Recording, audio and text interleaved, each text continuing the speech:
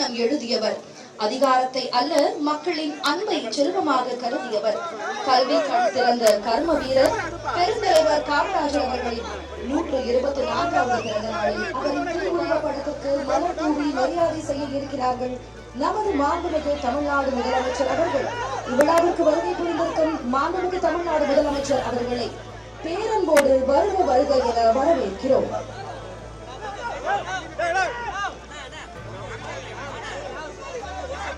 கல்வி கண் திறந்த வள்ளல் பெருந்தலைவர் நம் மாண்புமிகு தமிழ்நாடு முதலமைச்சர் அவர்கள் கொள்கை தலைவராக ஏற்றுக்கொண்ட கர்ம வீரர் காமராஜரின் 124வது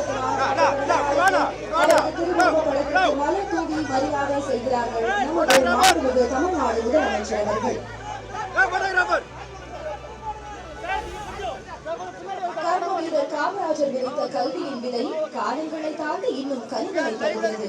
அந்த மாமனிதரின் திருவுருவத்திற்கு இன்று மரியாதை செலுத்த வருகை தந்திருக்கும் மாண்புமிகு தமிழ்நாடு முதலமைச்சர் அவர்களுக்கு காமராஜர் அவர்கள் போற்றி கொண்டாடும் தலைவராகவும் வழிகாட்டும் மொழியாகவும் திகழ்கிறார் என்பதும் உயர்ந்த தலைவர்களின் சிந்தனைகள் காலத்தால் அழிவதில்லை, தலைமுறைகளை வழிநடத்தும் கலங்கரை விளக்கமாக நிலைத்திருக்கின்றன என்பதற்கும் ஓர் அழகிய எடுத்துக்காட்டு இத்தருணம்.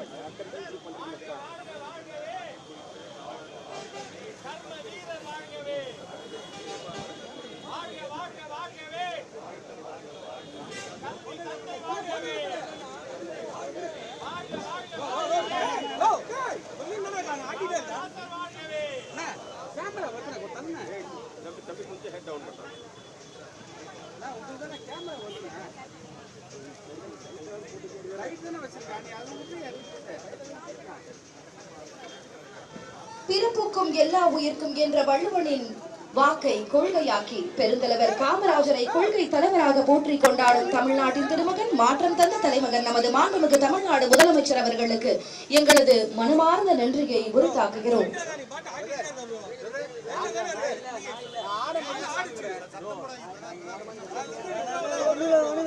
கல்வி கண் திறந்த வள்ளல் பெருந்தலைவர் நம் மாண்புமிகு தமிழ்நாடு முதலமைச்சர் அவர்கள் கொள்கை தலைவராக ஏற்றுக்கொண்ட கர்ம வீரர் காமராஜரின் 124வது பிறந்த நாளுக்கு அவரது திருவுருவப் படத்திற்கு மலர் தூவி மரியாதை செய்த நமது மாண்புமிகு தமிழ்நாடு முதலமைச்சர் அவர்களுக்கு எங்களது இதயம் கழிந்த நன்றியை உரித்தாக்குகிறோம்.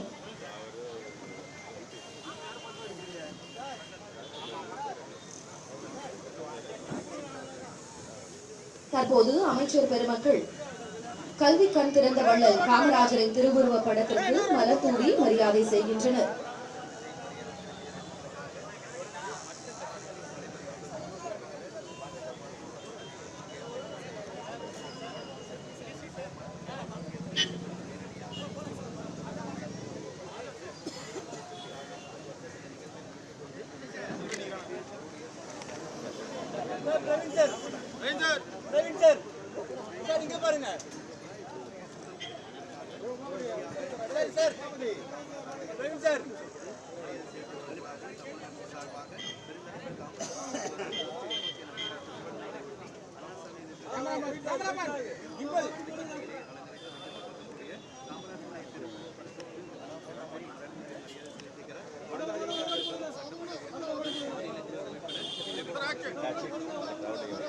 கர்ம வீரர் பெருந்தலைவர் காமராஜரின் 124வது பிறந்த நாளை முன்னிட்டு அவருடைய திருவுருவப் படத்திற்கு மாண்புமிகு அமைச்சர் பெருமக்கள் மரியாதை செலுத்துகிறார்கள்.